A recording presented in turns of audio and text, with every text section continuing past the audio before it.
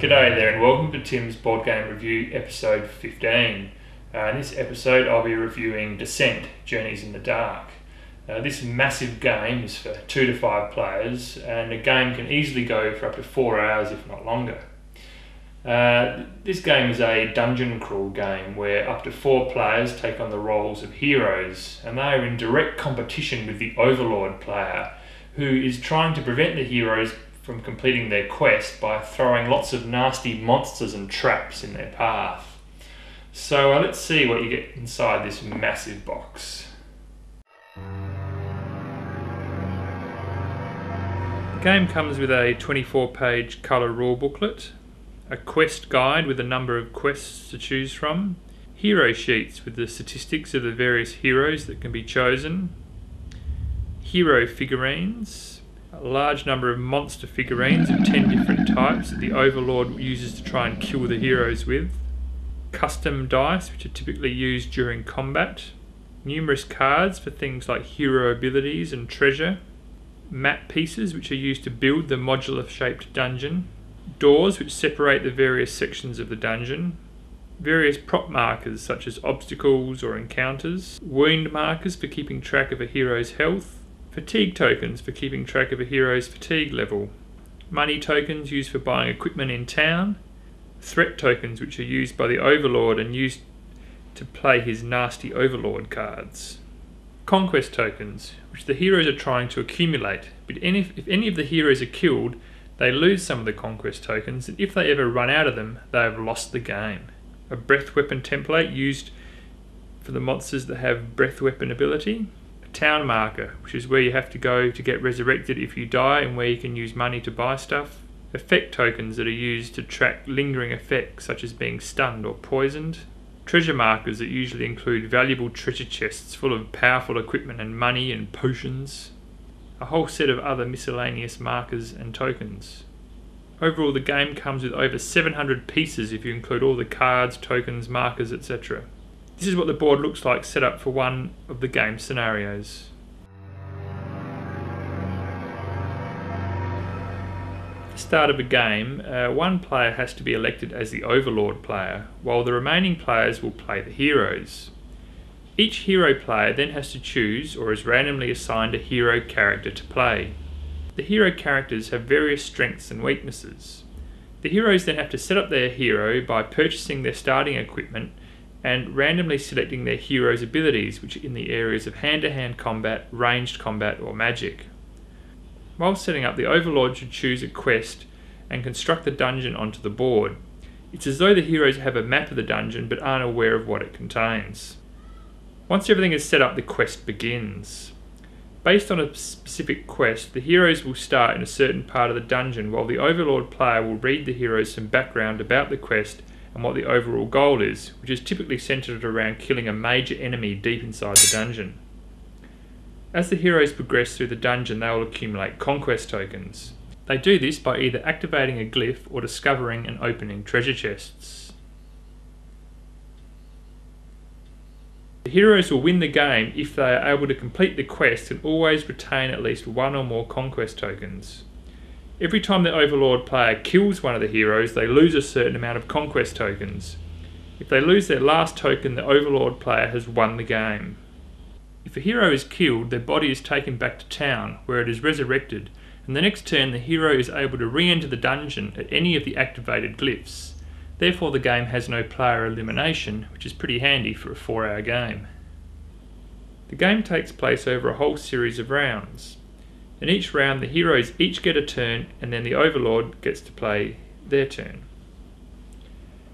As a hero you can choose one of 4 actions. You can run, which allows you to move twice as fast as your character's movement trait.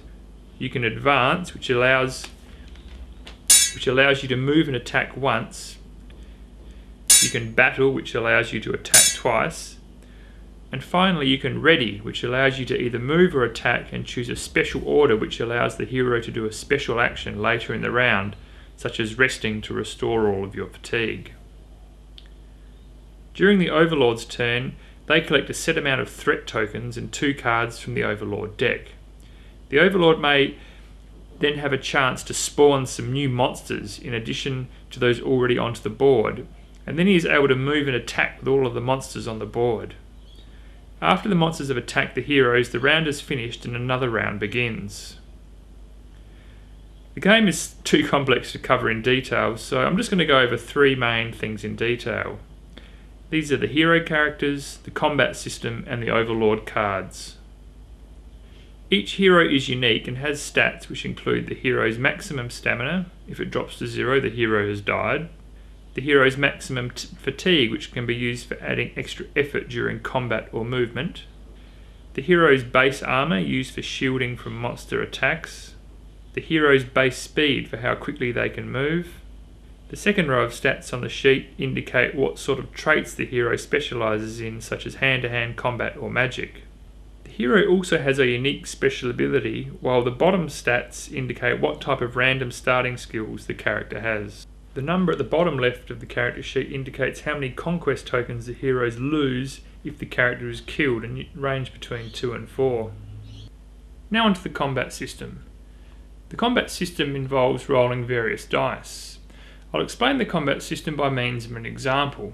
In this case, the hero is trying to use their mage staff to kill a standard hellhound. The hero gets to roll the dice as depicted at the base of the weapon they are using. They also get to add some black power dice depending on the character's trait skills. In this instance, the hero can add 2 more combat dice to their combat rolls based on them using a magical combat item. The sum of the numbers of the dice is equal to the range of the attack. In this case, the monster is closer than the range of 3, so the attack has enough range to hit the monster. The sum of the heart symbols is equivalent to the damage of the attack, in this case 4. Finally, the lightning symbols typically add to the weapon's range or damage. In this instance, each 2 lightning symbols or surges adds 1 to the range or damage of the attack. Using the surges for extra damage, the attack has done a total of 5 damage. The amount of damage is then compared to the monster's or character's armour. If the amount of damage exceeds the armour amount, the difference is deducted from the monster or hero's health. Therefore, the attack has just done enough to kill the hellhound. A similar process is undertaken when monsters attack heroes. The final main component to gameplay are the overlord cards.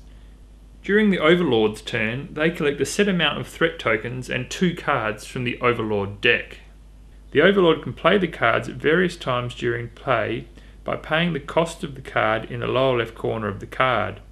They can also choose to discard cards and receive the number of threat tokens based on the number on the lower right-hand corner of the card. The overlord cards typically hinder the progress of the heroes by doing things such as spawning new monsters or setting off nasty traps that may injure or kill the heroes. The overlord can only hold up to 8 cards at any one time. The more powerful overlord cards will typically cost more threat tokens to use. That pretty much summarises the game basics, so here are my ratings for this game. Components, I'd rate 9.5 out of 10. You certainly get a lot of bang for your buck, and the miniatures are absolutely awesome.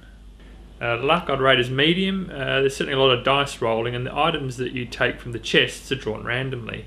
Fun, I'd rate high. There's a lot of fast-paced hack and slash action. Complexity would be rated medium to high. There's a lot of things that you have to learn initially, and it's quite a chunky rule booklet. Depth would be sort of low to medium. You pretty much just try and get a lot of good equipment and slash your way through monsters and try and complete the quest before the overlord kills you too many times, so there aren't that many different strategies to try and deploy. Replayability would certainly be high. There's a lot of different heroes to choose from. You can either play as one of the heroes or the overlord. The game comes with lots of different scenarios. There's lots of user-generated scenarios, and there's also a lot of expansions to the game. Perhaps the only thing that limits the opportunities for replay is the long length of the game. Overall, I'll give the game an 8 out of 10. It's certainly a good example of the dungeon crawl genre. So I hope you enjoyed the review, and until next time, I'll see you later. Bye for now.